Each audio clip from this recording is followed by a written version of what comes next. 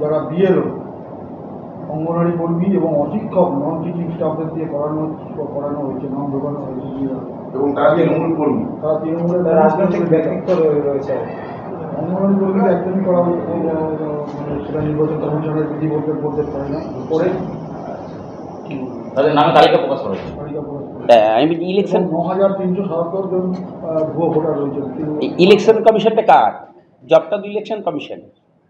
দেখুন, ভারতবর্ষের বুকে মহারাষ্ট্র এবং দিল্লির ইলেকশনের পর এটা প্রমাণ হয়ে গেছে, সবাই জেনে গেছে, ইডি সিবিআই এর মতন আজকের ইলেকশন কমিশনও ভারতীয় জনতা পার্টির পলিটিক্যাল উইপেন্সে পরিণত হয়েছে।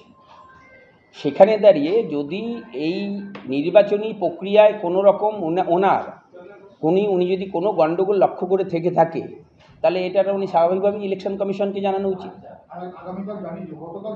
হ্যাঁ, ব্যাস মিটে গেল, জানিয়েছে, ঠিক আছে, মিটে গেল, এই তো সেটাই তো উচিত, সেটাই তো বাঞ্ছনীয়।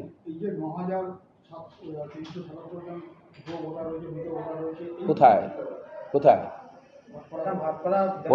ওনাকে বলুন এই সংখ্যাটা প্রকাশ করতে। আরে তালিকা প্রকাশ করতে, কই দেখান আবার নাম। ৯,৩৭৭ নাম আপনাকে বলেছে? ৯,৩৭৭ জনের নাম আপনাকে বলেছে? হ্যাঁ, আমি আপনাকে বলছি, গিয়ে বলবেন আমি বলছি ২,০০০ নাম ভুয়া আছে, আমিও তালিকা প্রকাশ করে দেবো। উনি যেটা বলছি মিথ্যে কথা বলছে। আমি আপনাকে যেটা বলতে চাইছি, যদি নির্বাচন কমিশন এরকম কোনো কাজ করতে ব্যর্থ হয়েছে, কাজটা তো নির্বাচন কমিশনের, কোনো মৃত ভোটার আছে কিংবা শিফটিং ভোটার যারা আছে সেগুলো সেগ্রিগেট করে এই প্রবলেম সর্ট আউট করার দায়িত্ব কার? নির্বাচন কমিশনের। তো ওনার কাছে যদি এরকম কোনো তথ্য থাকে, এই আপনাদের সাংবাদিকদের কাছে বাইট না দিয়ে উনি তথ্য সহকারে নির্বাচন কমিশনকে জমা দিক। হ্যাঁ, ব্যাস মিটে গেল।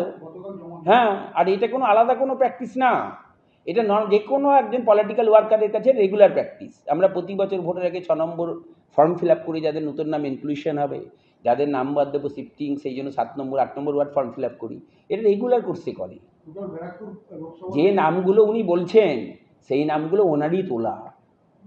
উনি মেঘনা জুট মিলে উনি ঠিকাদারি করে।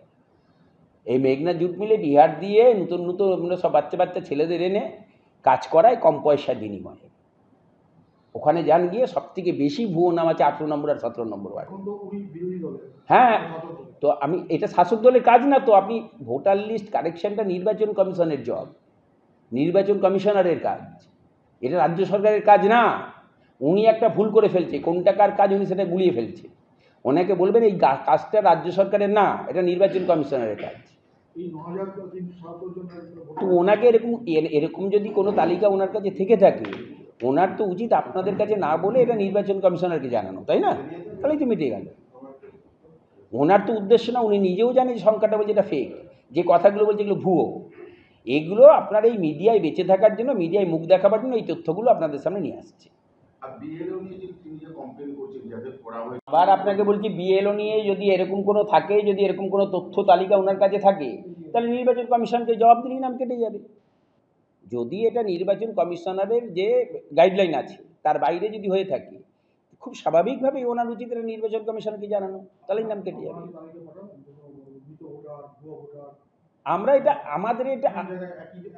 আমাদের এটা প্রতিদিনের কাজ। আমরা ভোটার তালিকা নিয়ে আমাদের দল অনেক আগে থাকতে রাস্তায় দাঁড়িয়েছি। আমরা যারা মৃত ভোটার এবং শিফটিং ভোটার, তা আমরা বাড়ি বাড়ি গিয়ে স্ক্রুটিনি করি।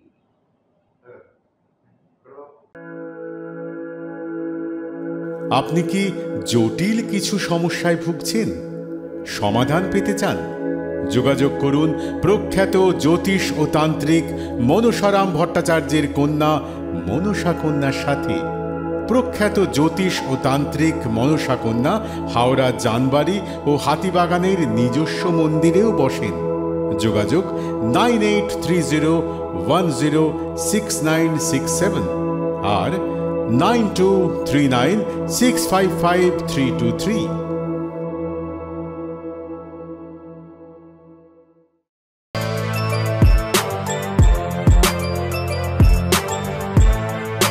এখন অনেক বড় শ্রী লেদার্স হাওড়া ময়দান। কলার তুলে নয়, বুক চিতিয়ে চলা।